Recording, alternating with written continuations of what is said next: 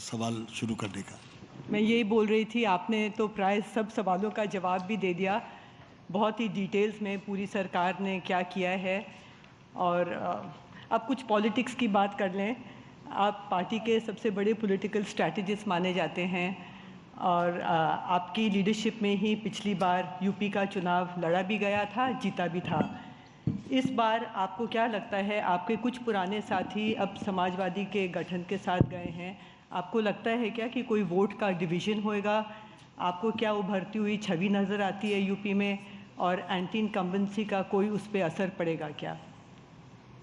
देखिए, मैं पहले भी कहता था और आज भी कहता हूं, गठबंधनों से वोटों को गणित का प्लस माइनस करना ये सही नहीं है।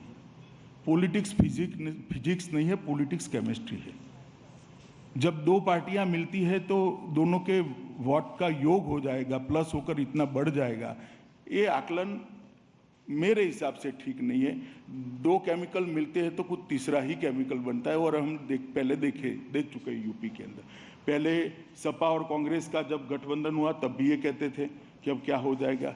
इसके बाद में अब तीनों पार्टियां इकट्ठा हो गई, तब भी कहते थे क्या होगा। दोनों बार भारतीय जनता पार्टी जीत कर आई। जनता जागरूक हो चुकी है। वोट बैंकों के गणित के आधार पर गठबंधन जो होते हैं वो अब जनता को गाइड नहीं कर सकते।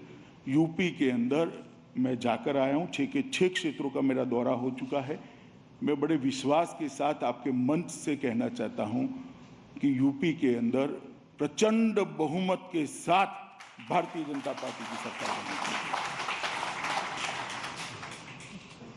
पंजाब पिछले साल से बहुत न्यूज़ में है कई कारणों से।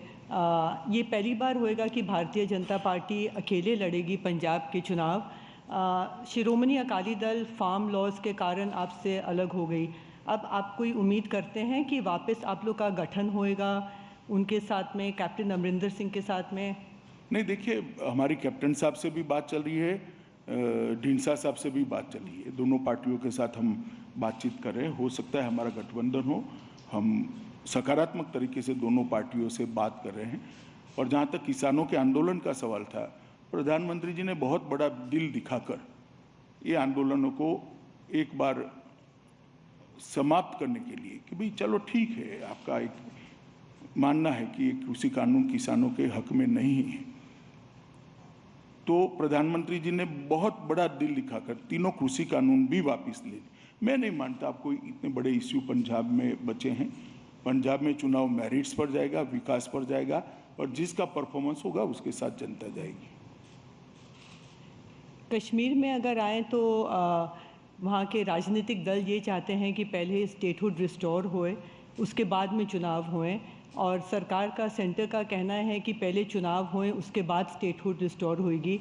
तो आप वहाँ राजनीतिक विश्वास का माहौल कैसे क्रिएट करेंगे, और आपकी इसमें क्या? देखिए, एक राजनीतिक मांग है कि पहले स्टेटहुड रिजोर्व हो और बाद में चुनाव हो।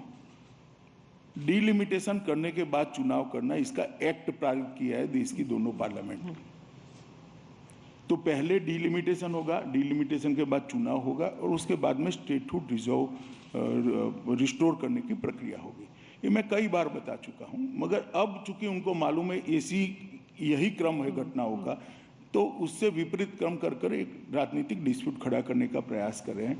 मगर मुझे भरोसा है कि कश्मीर के अंदर जिस प्रकार का विकास अभी हो रहा है हमारे एलजी के नेतृत्व में, जिस प्रकार का कानून और व्यवस्था की परिस्थिति का निर्माण हुआ है, ढेर सारे टूरिस्ट वहाँ पर जा रहे हैं। शायद ही किसी मंत्री पर इतने फ़ोन आते होंगे पहले कि हमें रहने की जगह नहीं मिलती, किसी को कह सकते हैं क्या?